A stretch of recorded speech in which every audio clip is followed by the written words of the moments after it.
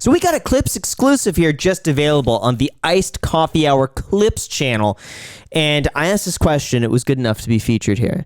So does it exist in a casino where you see in the movies where they take you back into the back room and there's like a dimly lit room and they put you down on a chair and there's like, you know, a few big guys behind you and they kind of shake you? Does that exist? Yeah. But I mean, so I'll just tell you my story. I'll tell you one. This did happen to me at Encore.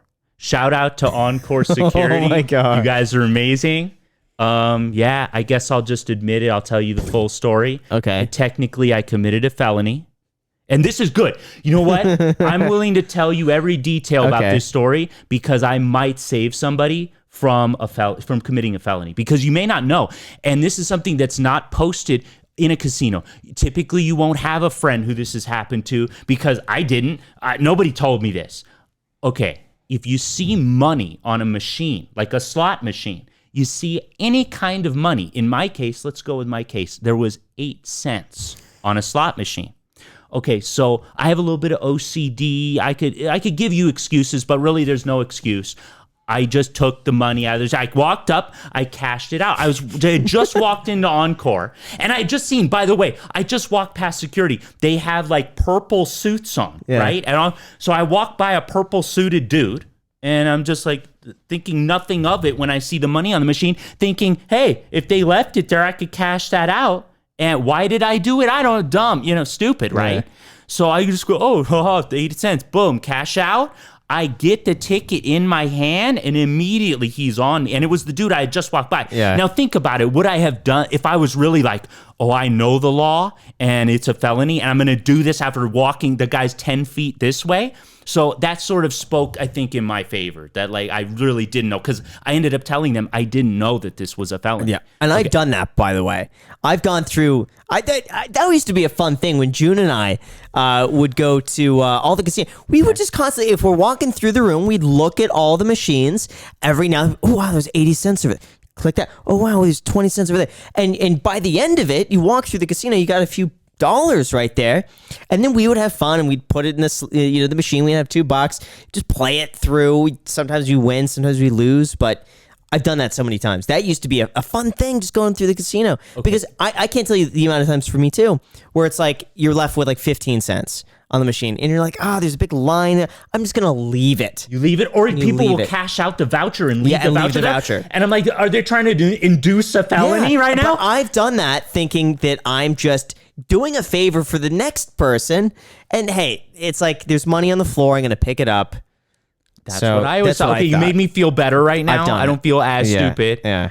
So anyway, I cash it out. It's in my hand. He walks up to me and he goes, "Sir, is that your money?" or something to that effect. And I just admit, I go, "No." I mean, I know how many cameras in there. So but at this point, I don't think it's that bad, right? Yeah.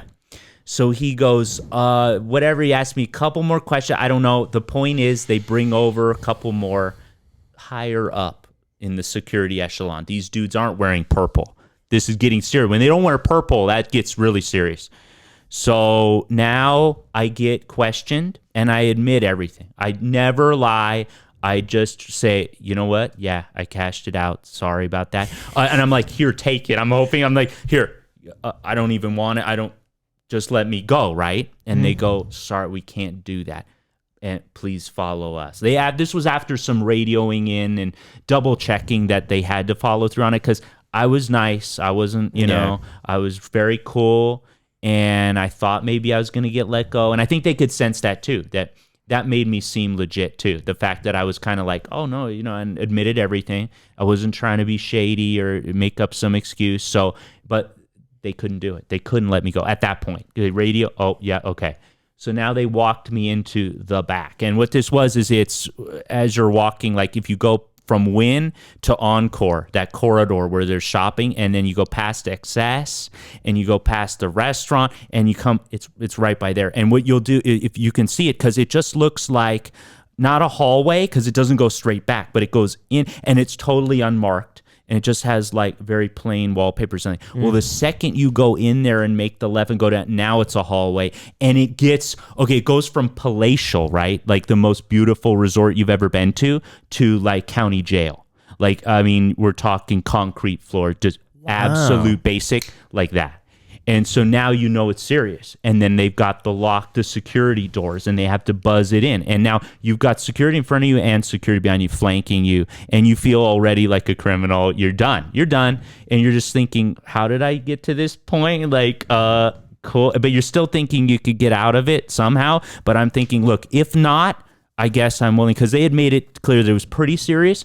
Well, anyway, I go into a room, like a holding room, with it's like a hard couch. I don't know how to explain it. Chair, but it's that hard plastic, and they have restraints. And I mean, like, they're prepared if it goes bad. And there's no AC. They got a fan in there, but it's pointed at the security guard who's in the room at the desk. There's a little desk. They get the fan. You don't get any. So you're sweating. You're literally sweating bullets. You're sweating. Yeah. So now you do get frisked, and it's just intense because nothing happens for a while. Like, they put you in there, nothing happens. Then you get the pat down, and they empty your pockets. Now, I happen to have an extraordinary amount of cash on me.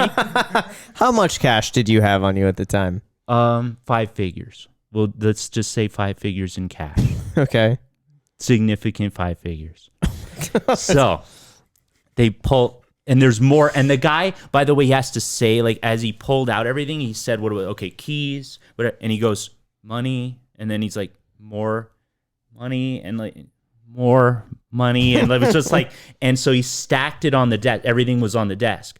So now everybody had this quizzical thing. From that point on, they were just like, this guy cashed out 8 cents, but like, he's got this much cash on him. Everybody was, they were kind of finding it funny, but the problem is it's a felony. Yeah. So as funny as they thought it was, it's not really that funny at the end of the. But why did I end up getting let go? They questioned me. I admitted everything. All I said is, hey, if you let me, loose on this, I'll never do it again. I didn't know, but I know that's not an excuse, right? So I said, if you have to do what you have to do, I said, I would never ask you to do anything you can't do, because now I'm asking you to lose your job. I said, I'd never do that to you guys. If you have to do it, call, county, call Metro. Mm-hmm. You call Metro. I told him, I straight up, I said, call him, and I'm willing to take, because I didn't know, so I can look at it as, hey, if I have to take my lumps, but I'm going to tell everybody. I know I told everybody in the crew, what's up. So they did end up letting me off with a warning. I do have to say, though, they found a red card in my pocket, which is the Win Rewards Club. So it's a red card. They call it the red card. And I had told them that I was a longtime player. And the guy who was questioning me at that point, he said, well, do you mind if we run your red card? And I said, please. I'm like, please run the red card. If I could have anything done at that point, run the red card. So, and that's because I had played pretty big at that point there over the course of my life up to that point.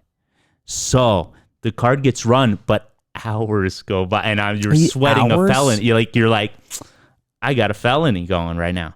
So after a couple hours, finally, it's probably, you lose track of time though, but I think it was around a couple hours, they come back, and the guy he sits me down, and he goes, okay. And he's right across from me, and he goes, okay, so we looked at everything, and we do see that, and you are a valued player.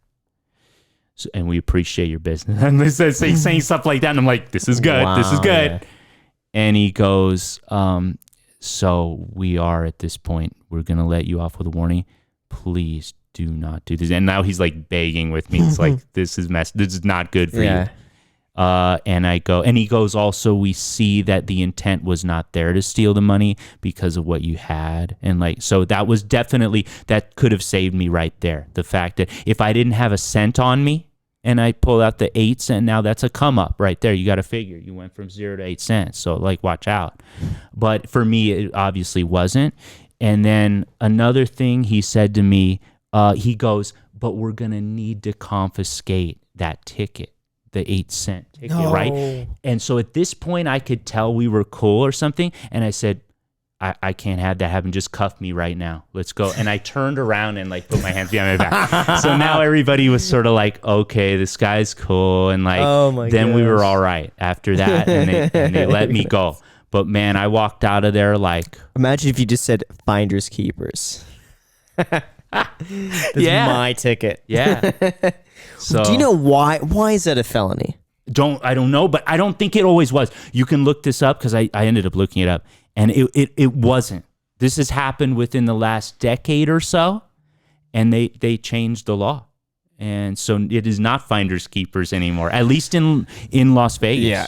My assumption with something like that was that they see that as the casino property. If someone walks away and that money's in the machine, that belongs to the casino. So if you take that money, you're stealing from the casino. By the way, let me correct you. It's not just in the machine. It could be a voucher outside the machine.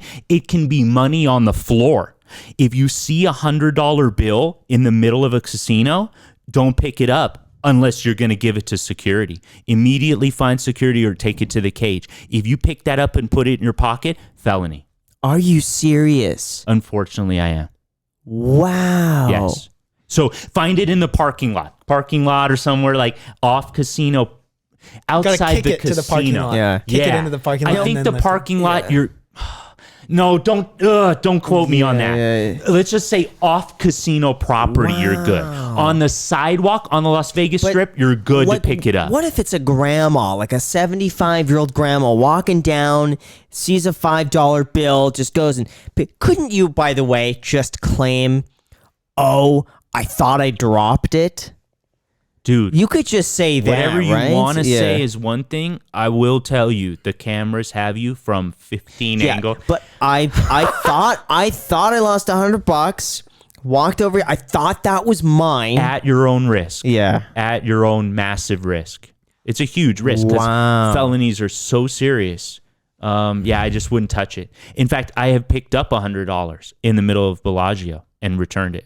Immediately. I was like, where's security? Why wouldn't you just not touch it? Because what happens if in between the time where you pick up the 100 and you walk I to... couldn't not pick it up. I think that was the problem. I was like, I got to pick this up. And then I picked it up and I'm like, okay, got to turn it in. And they don't... What do they say when you turn that money in? They're a little bit like, whoa, this guy's, he lost his mind. I mean, but at the same time, I think they know the law. So it's like a 50-50 of like, really, you're returning this? And then 50% like, okay, that's a good move. Wow. So what if immediately after this experience, you got released and everything, you look and in a slot machine it says like a $15,000 credit?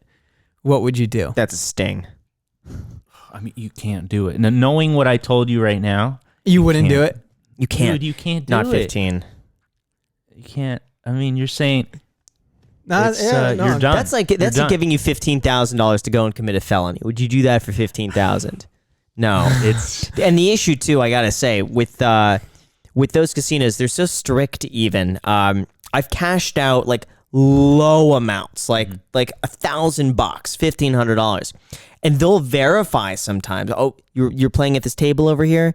All right, one sec, and then they'll check that you are actually playing that to make sure you're not cashing out chips for maybe somebody else, or these are stolen chips. It's wild. They really go and they check. You actually played. This is actually your money, and this is how much we owe you. Yep. Especially when you get it to higher amounts.